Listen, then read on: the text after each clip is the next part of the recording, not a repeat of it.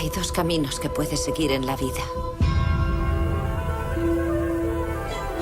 Debes elegir cuál vas a seguir.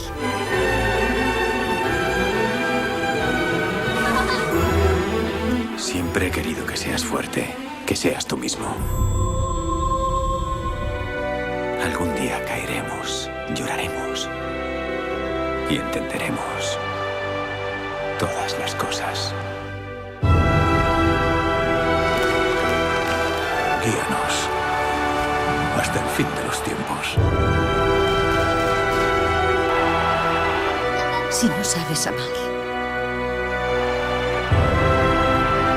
tu vida pasará como un destello.